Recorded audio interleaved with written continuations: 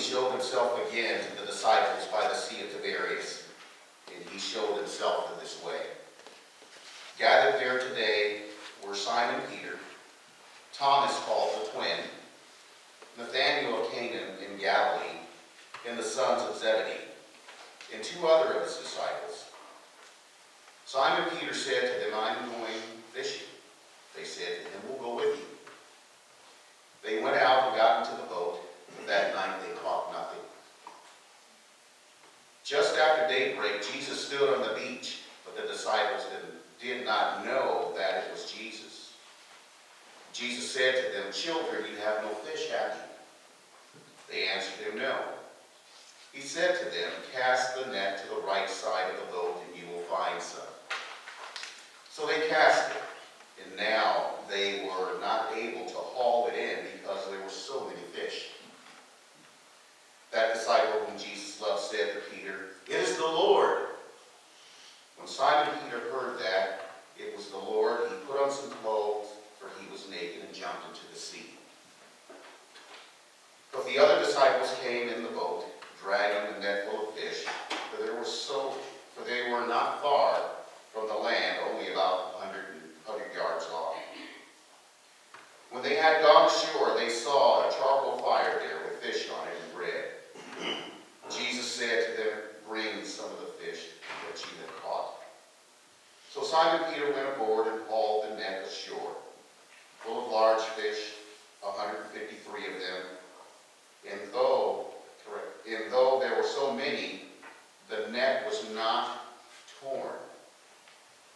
Jesus said to them, "Come and have breakfast." Now none of the disciples dared to ask, "Who are you?" because they knew it was the Lord. Jesus came and took the bread and gave it to them, and did the same with the fish. This was now the 3rd time that Jesus appeared to the disciples after he was raised from the dead. When they had finished breakfast, Jesus said to Simon Peter, "Simon, son of John, do you love me more than these?" Yes, Lord, you know that I love you. Jesus said to him, "Feed my lambs." And a second time he said to him, "Simon, son of John, do you love me?" Yes, Lord, you know that I love you. Jesus said to him, "Tend my sheep." He said to him the 3rd time, "Simon, son of John, do you love me?" Peter felt hurt because he said to him the 3rd time, "Do you love me?" Lord, you know everything. You know that I love you. Jesus said to him, "Feed my sheep. Very truly, I tell you, when you were younger, you used to fasten your own belt and to go wherever you wished.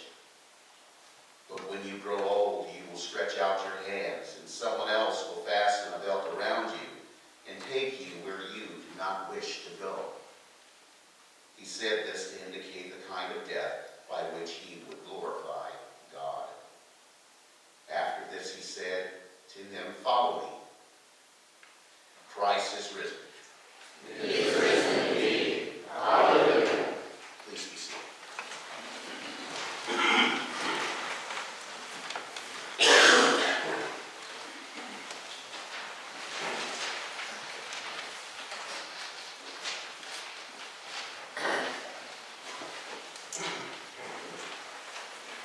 I don't know about you lately, but the future keeps feeling a little bit fragile.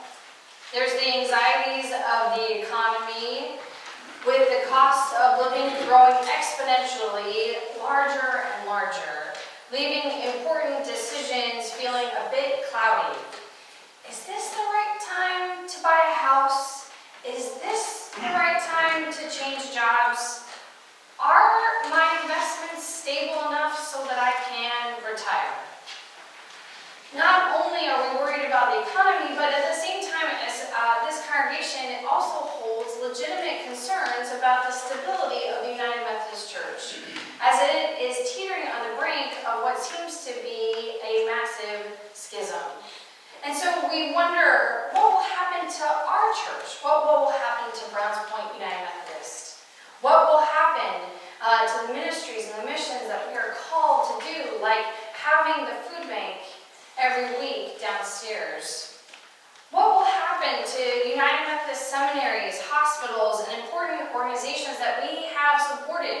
throughout the years, like United Methodist Committee on Relief. These programs are programs we deeply care about and are highly invested in. Then there are the things closer to home. Worrying about children, whether they're young or adult, our grandchildren, wondering their current circumstances, their difficulties, just where they're at in their life. We worry about, will this prevent them from growing into the person that they need to be? Will this prevent them from reaching their future that God intends for them? And then, of course, we worry about the health of our aging loved ones.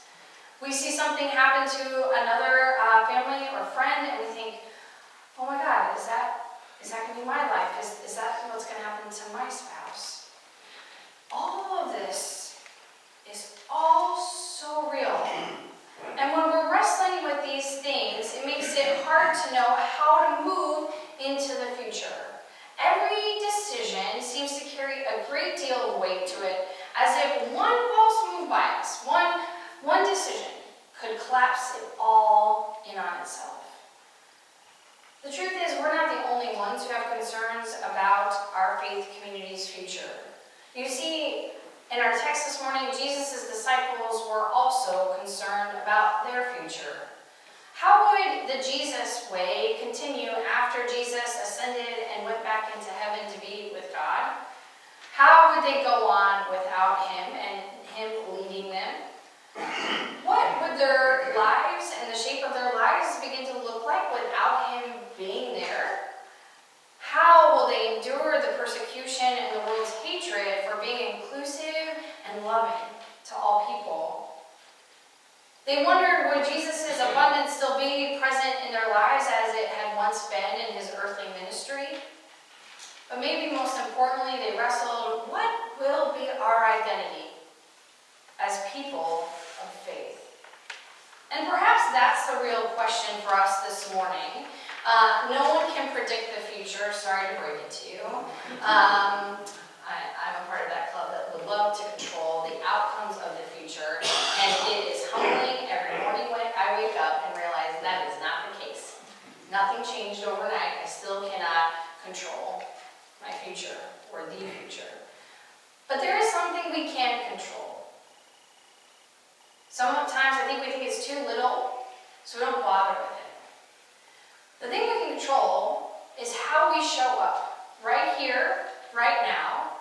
We get to control who we are going to be, what we're going to do, how we're going to act, the words that come out of our mouths, the values that are going to be lived out in all of our actions. Yes, the world can be crazy right now and uncertain, and the future can be so cloudy. But the question for us as people of faith is, how are we going to respond? How are we going to act? Now, it's really,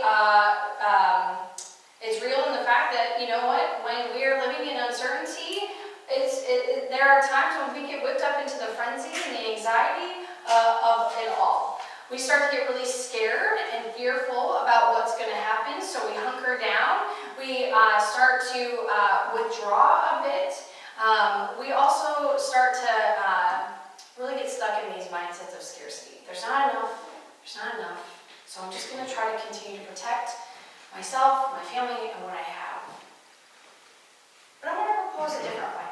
We are not victims of an uncertain future and cloudy circumstances and the anxieties and the fears that we have. It's okay to have them, but we're not going to be played victims by them. And so we, this morning, as people of faith, can deepen our commitment in our faith in Jesus Christ. We can become people of a living hope that despite what looks bleak and overwhelming and fragile, we can actually say, you know what? My faith is in Jesus, who conquered the grave on that Easter Sunday morning, defeated death, and I know, despite what it looks like, I know that love has the final word. God's love has the final word. So, as we think about where we're at in our lives, do we want to be people who just succumb to the fear succumb to the anxieties, or do we instead want to be shaped and molded by the love of Jesus Christ? How do we want to enter and be present into our lives right now and as we walk into the future?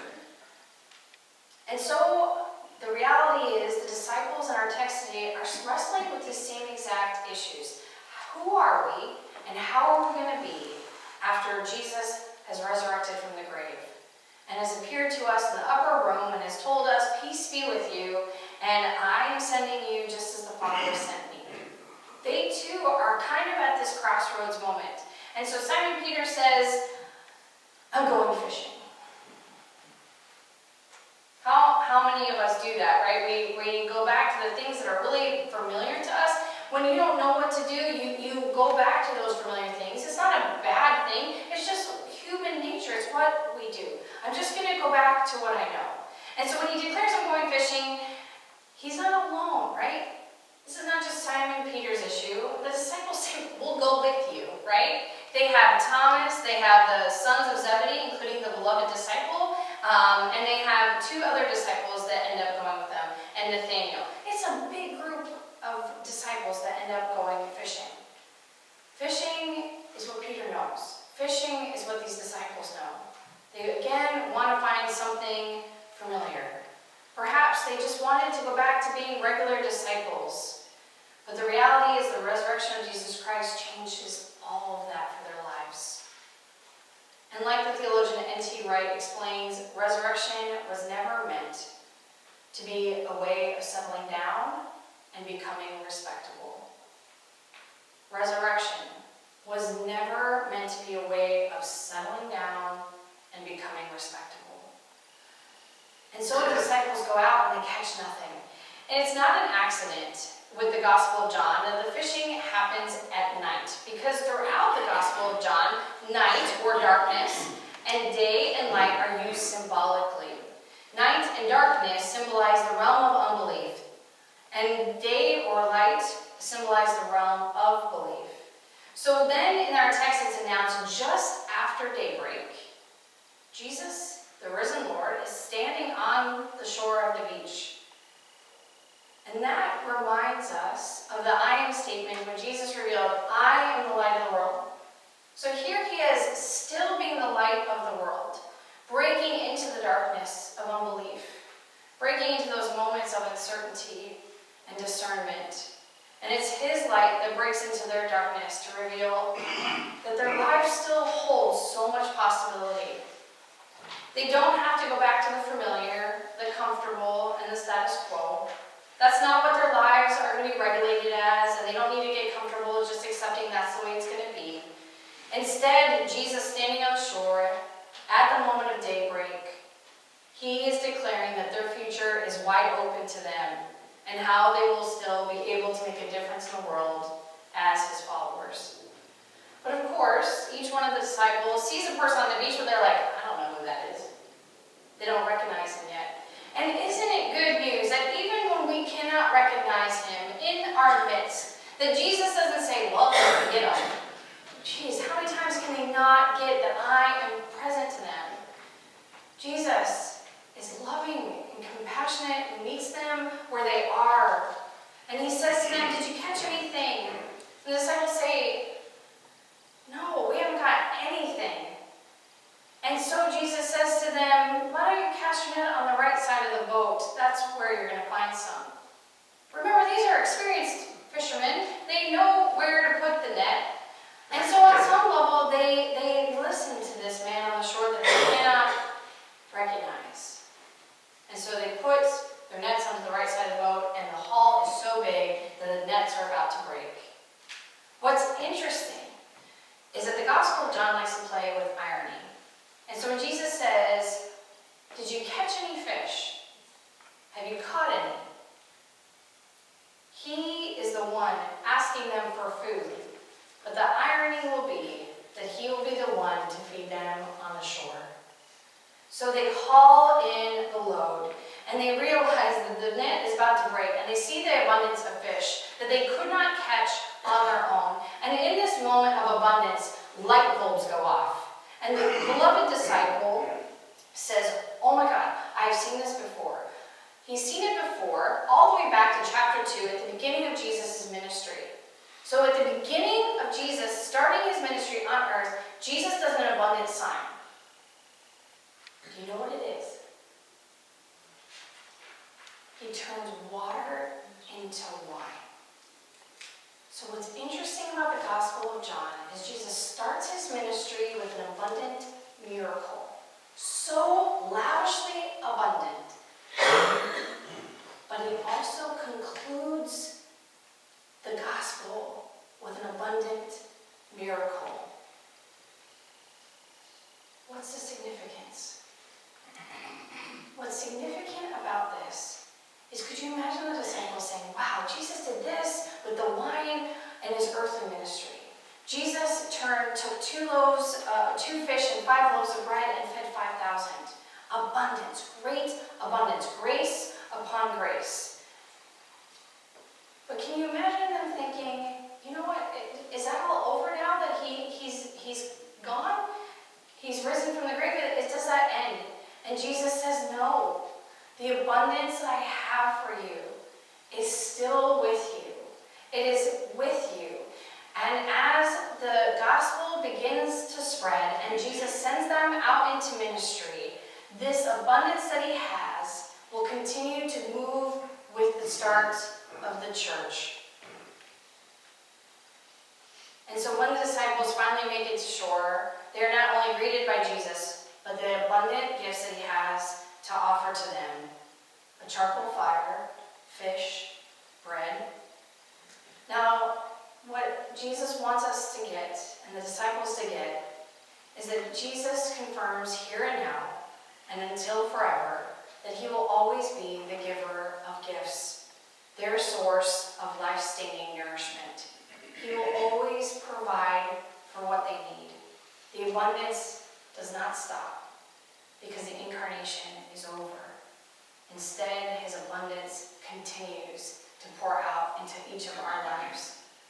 Now, the detail of a charcoal fire should make you think of something else.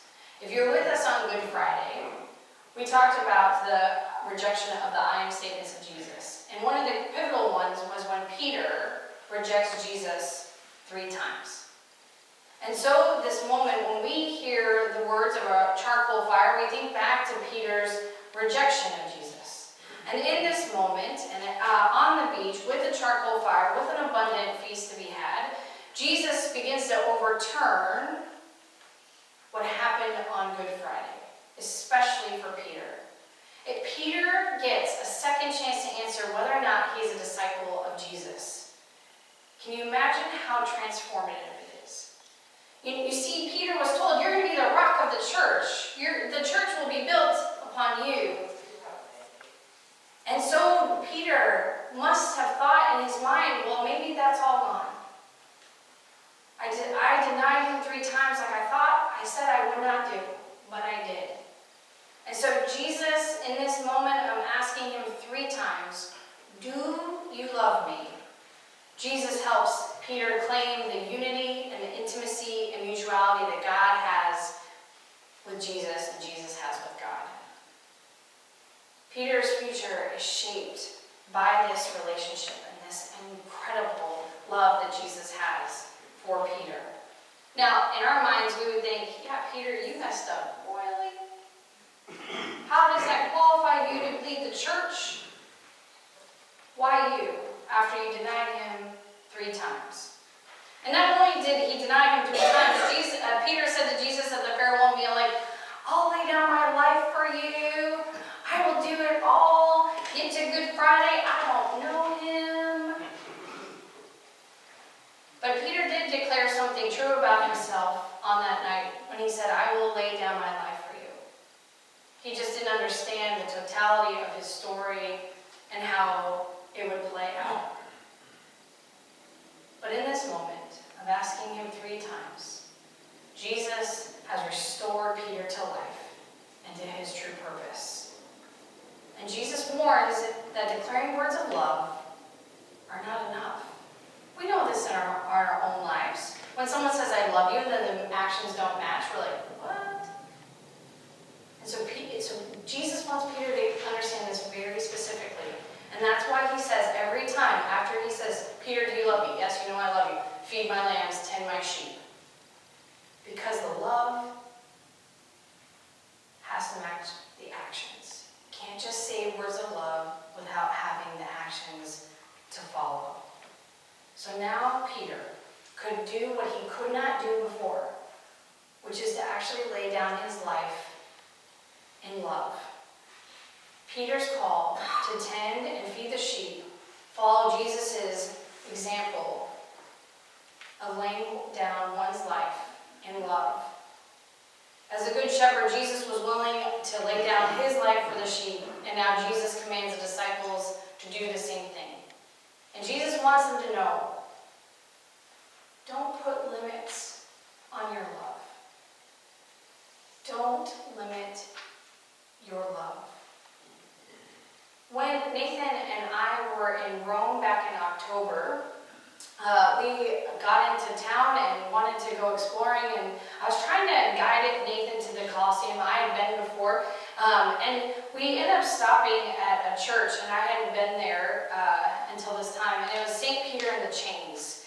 And I was trying to look up, like, should we stop here? Is this a good place to stop? And one of the famous things about St. Peter and the Chains, the church, is that Michelangelo made a marble statue of Moses. So that's one of the most famous things about this particular church. But remember, it's called St. Peter and the Chains. So we're looking around, and we come to the altar place where the relic of Peter's chains are held. And these chains are the ones that Peter wore while he was in prison in Jerusalem. And the story is found in the book of Acts in chapter 12, if you want to go read it. Peter's in prison, and he's about to be executed for his faith and for loving others and following Jesus and proclaiming the love of Jesus. So he's about to be executed, and an angel appears and releases him from prison, frees him. And these are the chains. And all of a sudden, I'm looking at these chains, and I get a wave of emotion hits me. And tears start just crawling down my face. You know when you're like, you get emotional and grief, it like just grabs your throat, right? And I'm like, okay, don't let Nathan see. And he's like looking like, what is going on with you? And at the moment, I don't think I realized, why is this hitting me so hard? To see actual chains that Peter could have worn, that we know he was in prison, hit me, because I think when you call yourself a disciple and a follower of Jesus and realize the lengths that he went to so that the gospel could be spread throughout the world, it hits you how much he laid his life down in love. You see, I think on some level, Peter screwed up so early on Good Friday and knows that pain so deep that he was not ever going to willingly sacrifice being silenced, denying Jesus in his life again. It was too much of a cost. That was more costly to his life than it would be to give his life up and be in prison and have threats of death against him constantly. He was not going to stay silent in the midst of seeing injustice. He was not going to stay silent and declaring that the love of Jesus is this wide and not this wide. Peter could not keep quiet, and he would not let threats of death or chains silence him anymore. And you see, it's in Christian tradition that we understand that Peter and Paul were both in Rome and executed in Rome. That is the truth of them laying down their life in love. And to see faith go from denial over eagerness to I'm not moving is incredibly powerful. It's incredibly moving. Would we be here without Peter? Maybe. But to know that even in our own worst mistakes and when we mess up, that God's grace, the love of Jesus, is grace upon grace upon grace. Even when we think the future is too fragile and it's calling us to hunker down and not get bold and stand up for what we believe in, you know what? We're going to mess up. when fear overtakes us and not trust in God in those moments. But that doesn't mean our story's over. That doesn't mean tomorrow we can't make it right. That doesn't mean that Jesus does not love us. In fact, more so, I think Jesus comes and says, again, let me shape you in love. The fear has pushed me out, and I'm coming back because I don't give up on you. You are strong. These words of inclusion and love are strong, and people will tell you, don't do it, don't put yourself out there for it. Well, we're not backing down, because Jesus is shaping who we are, and it's His love that is taking control over our lives, not fear, not anxiety. It's His love that is going to guide us into the future. I want to just reflect back to you. I've been your pastor for 4 years, starting year 5. So excited about that, by the way. Yes, we're very excited. It's July 1st, so we'll celebrate that. But I want to reflect back to you, because I think sometimes we play these games in our head of comparison. Anyone want to say amen? Okay. All right, so I would say to you that I have seen the love of Jesus here in this place through each and every one of you. I have seen the love of Jesus because there are evidence of abundance. And it's Jesus acting in our community. And let me tell you what these abundance look like. When we raise food and bring food in the summertime for the Northeast Tacoma Healthy Backpack Program, Kids Backpack Program. Again, that's for food that we put in kids' backpacks for the weekend. These are kids on free and reduced lunch. And we want to make sure they have food over the weekend. If you haven't been here before, this whole area gets taken over by donations. It's almost a good thing that the choir does not sing in the summer, because there are no place to stand. I don't really mean that, but because I love the choir. But you know what I mean? It is an abundance. When sometimes you look at our size and what we're able to do, you better be saying thanks be to God, because it is by the grace of God that we are able to do what we're able to do amongst the people that we have in this place. It is exciting, and it is powerful, and it is meaningful. Second, at Christmas, we raise money to take care of families that were devastated by the wildfires in California. You don't know these people. I don't know these people. But if you caught the PBS documentary the other day and saw the devastation of the Paradise Fire, it hit right here.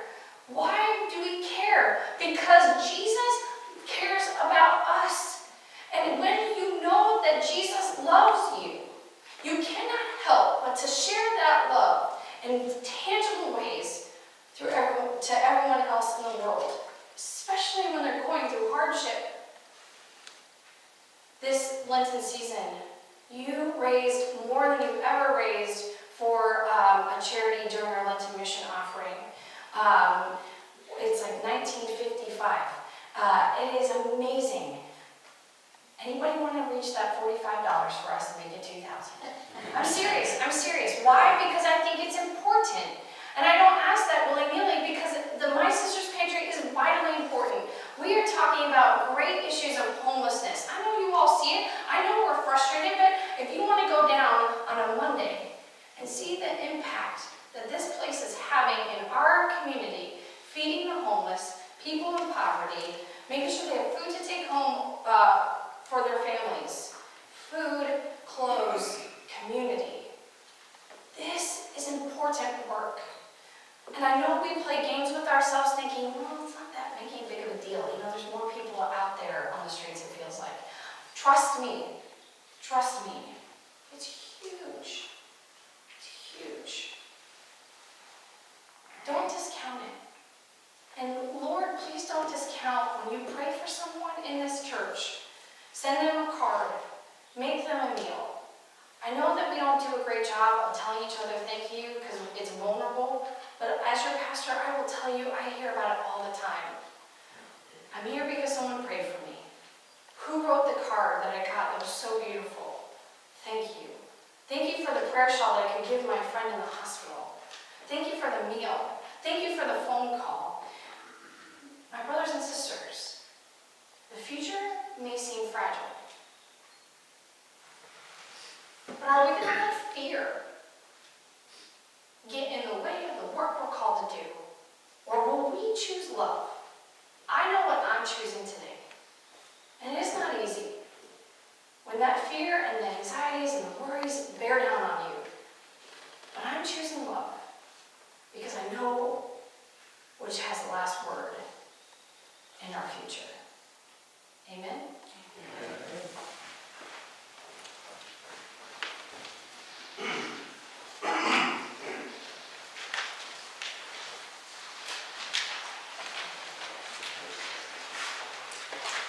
Please rise.